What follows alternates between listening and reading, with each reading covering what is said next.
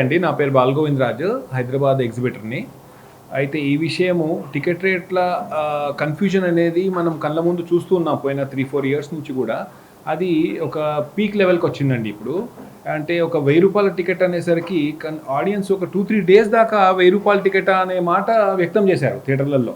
So దానివల్ల ఎంతోమంది audience రాలేదేమో అనే భావన అయితే క్లియర్గా ఉంది. No doubt Pushpa movie was a hit. But ఫీల్డ్లో మాకు తెలుసు ఒక 40 మంది థియేటర్ ఓనర్లో మాట్లాడుతున్నాము. ఆడియన్స్కి రేట్ ఎంత ఉందో తెలియకుండా సతమతమయ్యి కన్ఫ్యూజ్ అయిపోయి కూడా ఉన్నాయి. సో ఇది ఒక లెవెల్కి రావాలనేసి ఎన్నో నెలల నుంచి కూడా both the chambers have been asking standard rates fix చేయండి అనేసి.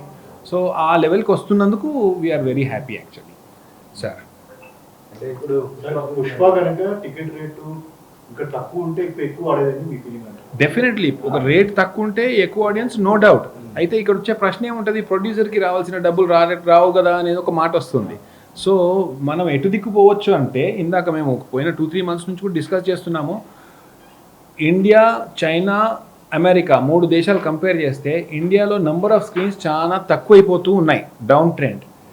చైనా అండ్ అమెరికాలో ఎక్కువ ఉన్నాయి. సో ఇది ఒక సైడ్ ఆఫ్ ఇన్ఫర్మేషన్. అయితే వన్ మోర్ సైడ్ ఈజ్ ఒక సగటు ప్రేక్షకుడు, ఒక సగటు జీతగాడు, అంటే ఒక అమెరికాది కంపేర్ చేస్తే $5,000 ఉన్న సగటు జీతగాడు అమెరికాలో ఒక సినిమా చూడడానికి ఎంత ఖర్చు పెడుతున్నాడు క్యాల్కులేట్ చేస్తే ఒక $50, ఒక ముగ్గురు కలిసి సినిమా చూస్తే $50 అవుతుంది. $50 $5,000కి 1%. అంటే ఒక సినిమా చూడడానికి మనం 1% షేర్ చేస్తున్నాం అమెరికాలో. ఇక్కడ ఇండియా కంపేర్ చేద్దాం. సగటు జీతగాడు 25,000 జీతగాడు అనుకుందాం, మనందరికీ 25,000 శాలరీ అనుకుందాం. మనం ఒక సినిమా చూడడానికి ఎంత ఖర్చు పెడుతున్నాము అని ఆలోచిస్తే నలుగురికి ఒక ₹1,000 నుంచి 1,500 అవుతుంది. టికెట్లకే $800, $900, ₹1,000 అయిపోతుంది. ఇంకా 500 ఫుడ్ అనుకోండి. 1,500 5,000కి ఎంత అవుతుందండి? More than 5-7%. సో ఒక 5-7% మనం ఆడియన్స్ నుంచి లాక్కుంటున్నాం కదా ఒక పెద్ద సినిమాకి. చిన్న సినిమా చూడడానికి డబ్బులు లేవు. సో ఈ పాయింట్ మన ఇన్ఫర్మేషన్ అండ్ బ్రాడ్కాస్టింగ్ మినిస్ట్రీ దగ్గర నుంచి వస్తుంది. నంబర్ ఆఫ్ స్క్రీన్స్ పెంచడం ఎలా, సో అది దాని మీద ఫోకస్ చేస్తే మనకు ప్రొడ్యూసర్లు కూడా నష్టపోవద్దు. Definitely they should make money. అంటే ఒక చిన్న ఎగ్జాంపుల్ చెప్తాను. ప్రాబ్లీ 5 years లేటర్ ఒక పుష్ప రేంజ్ మూవీ ఒక 8,000 స్క్రీన్స్లో కాకుండా 28,000 స్క్రీన్స్లో తక్కువ రేట్లో probably it will make 3,000 crores. ఆ లెవెల్లో మనం ఆలోచించాల్సిన సమయం వచ్చింది.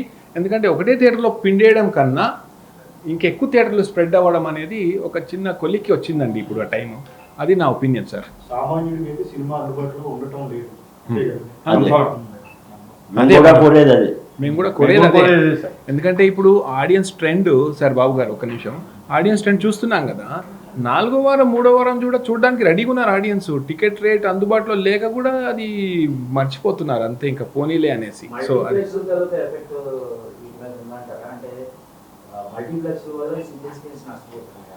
ఆ కంపారిజన్ లేదులేండి. ఎందుకంటే ఆడియన్స్ తరఫు నుంచి రెండిటికి ప్రోత్సాహం ఉంది. అంటే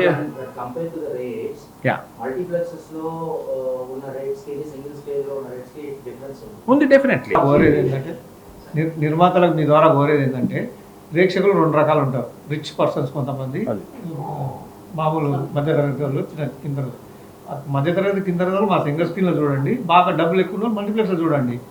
రెండవ కారణంగా మమ్మల్ని ఎందుకు ₹500, ₹400 టికెట్ జీవో తెచ్చి మమ్మల్ని హింస పెట్టడం పద్ధతి కాదు. ప్రభుత్వం ఒకసారి అనుమతి ఇచ్చిన తర్వాత నిర్మాత మా మీద ఒత్తిడి తెస్తున్నాడు. ఆ ఒత్తిడి మీరు తట్టుకోలేక చేయాల్సి వస్తుంది. ప్రభుత్వం మీద అనుమతి ఇచ్చినాక నీకేం బాధ, నీకు ఇచ్చే అది ఇస్తున్నా కదా అని చెప్పి మమ్మల్ని ఇబ్బంది పెడుతున్నారు. ప్రభుత్వమే కనుక అటువంటి జీవో కానీ తీయకపోతే మల్టీప్లెక్స్లో మంచి రేట్స్ ఉన్నాయి. 350 ఉంది, 400 కూడా ఉంది. అక్కడ చూడండి, ధనవంతులంతా అక్కడ చూస్తారు, మధ్యతరగతి వరకు మా దగ్గర చూస్తారు. కాబట్టి 2 డివిజన్ ఉండవు. మల్టీప్లెక్స్ సిస్టమ్ వేరండి. వాళ్ళ ఎంటైర్ థియేటర్ మొత్తం ఎయిర్ కండిషన్ మెయింటైన్ చేయాలి. మా థియేటర్కి అట్లా కాదు. మా జనం కూర్చున్న కాడ మట్టుకు ఎయిర్ కూల్ వాడుకుంటాం మేము. కాబట్టి మా ఖర్చు తక్కువ ఉంటుంది, మాకు ఖర్చు ఉదాహరణ చెప్తున్నాను. నేను నా థియేటర్ ఎగ్జిస్టింగ్ రేట్ ₹100. ఒక్కసారి 400 చేసిండ్రు. నేను 400 టికెట్ పెట్టాను. సౌకర్యాలు నా థియేటర్ లేవు. ₹100 అయితే సాటిస్ఫాక్షన్ అవుతాడు, పర్లేదు ఈ థియేటర్లో ₹100 బాగుంది. 400 చేస్తే నన్ను తిట్టుకుంటున్నాడు. నేను ఇచ్చే సౌకర్యం అంత లేదు, అంత గొప్పగా లేదు. కాబట్టి మా సింగిల్ స్క్రీన్స్కు రేవంత్ రెడ్డి గారు చేసిన పద్ధతి చాలా హ్యాపీగా ఫీల్ అవుతున్నాం. అట్లే ఉండాలని కోరుకుంటున్నాం. సినిమాటోగ్రఫీ మినిస్టర్ గారికి, రేవంత్ రెడ్డి గారికి మరీ ధన్యవాదాలు. ఇంకొక 3-4 సంవత్సరాలు బతుకుతాం మేము.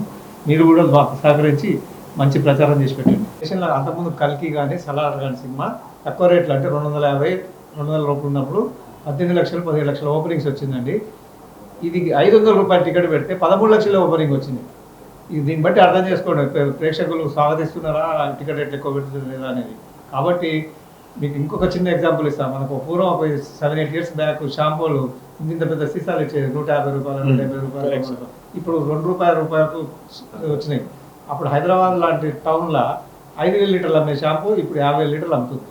అట్లా తక్కువ రేట్ పెట్టి ఎక్కువ బిజినెస్ చేయాలి. పూర్వం లవకుశ, అడిగి రాముడు 1,00,000 మంది చూసేవాళ్ళు 10 లక్షల మంది చూసారు. అట్లా చూసి సినిమా రావాలి, లేదా థియేటర్లు పెంచుకోవాలి, ఇంకేదైనా సదుపాయాలు ఇలా కానీ వస్తుడు కదా అని చెప్పి 1,100, 800, 600 ఏందని.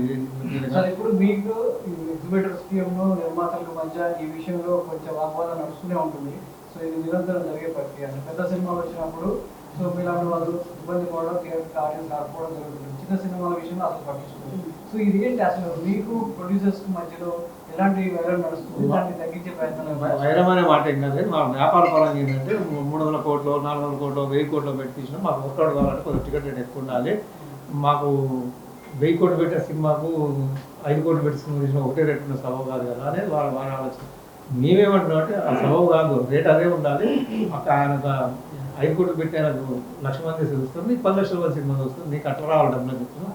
మాకు వాళ్ళకి వైరం అనేది వ్యాపార పరంగా మాత్రమే. ఇప్పుడు మేము అనేది ఏంటంటే మాకు ప్రభుత్వం క్లారిటీ ఇచ్చింది. ఇప్పుడు మా ఇద్దరి మధ్యలో ప్రభుత్వం సంధానం చేసినట్టు లెక్క.